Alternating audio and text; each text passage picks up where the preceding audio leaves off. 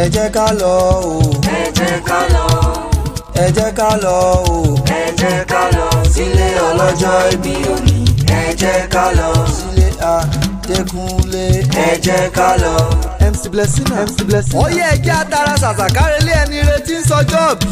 Noah Ayọ̀bámi Adékúnlé Akórèdé ọmọ Ahmadu lolóríire òní tá a wá kí àwa bá ọ dúpẹ́ lọ́wọ́ àjàlá mọ́rímọ́rí òde ọ̀run tó mọ́ríire fún ọ àbá ọ dúpẹ́ gidi lọ́wọ́ ẹlẹ́dàá rẹ tó tún jẹ́ ó ṣeé ṣe Princess Halima ọmọ ọba ẹlẹ́rìn lọ́rán mi wá ó ní kí n wá kí olólùfẹ́ òun dáadáa bójúmọ́ bá ti mọ́ pèrègún àmáwọ̀ tútù wálé ayé òní bá wọn nájà wérewére òní bá wọn nájà wàràwàrà Ayọ̀bámi Adékúnlé ọlọ́jọ́ òbí òní bá wọn sọdún ìbànújẹ́ ọdún ayọ̀ ọdún re ọdún dùnú ọdún àlàáfíà lọ́mọ ṣe orí mọ́nàmọ́ná sùn lágé orí òjò lásùn lóko orí Akórèdé wá sùn láwùjọ àwọn olóríire ọkùnrin rọ̀gbọ̀dọ̀ apọ́nbẹ́po rẹ ẹni obìnrin kò lódò tó yọwọ́ ọṣẹ tó níbẹ̀ yí ọ̀jọ́kọ ẹni a sì jálè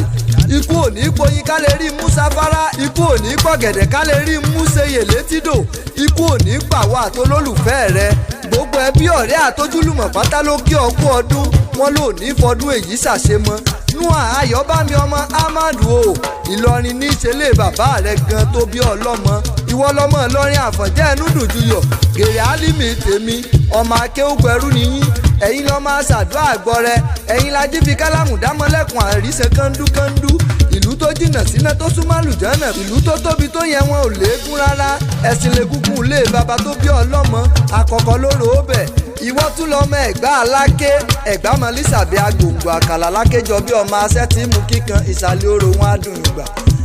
ọmọ atẹ́wọ́gboyè ọmọ afírọ̀gboyè àtẹ́wọ́ mẹ́wẹ̀ẹ̀wá ni bàbá yín fi gboyè ní Òwu lákéjọ bí ìgbà mẹ́ta ọ̀tọ̀ọ̀tọ̀ mo ní kẹ́ ẹ wá forò yàn mí lé yín jọ́ ọjọ́ sí ẹni kí n gúnyán funfun lẹ́lẹ́ kí n ro kàkán mi nìjọ èmi ṣe bẹ́ẹ̀ tán pẹlẹbẹ igi ni bàbá yín gbélé mi lọ́wọ́ èmi ọmọ pé womúwomú lóró òkè o àṣẹ nàmúnàmúnàmúnàmú lóró ó fì nílé bàbá tó bí ọlọ́mọ mẹ́bọ́ba márùn-ún níbẹ̀ lóde Ẹ̀gbá Aláké gbogbo wọn ni wọ́n ń dádé Olúbàrà ọba ni Àgùrá ọba ni Ọ̀sìnlẹ̀ ọba ni Olówó Òdúró ọba ni Aláké tẹ̀gbá ń kọ́ sí bàbá ń bẹ lálàáfíà ara Ẹ̀gbá mọ́lísàbí ọmọ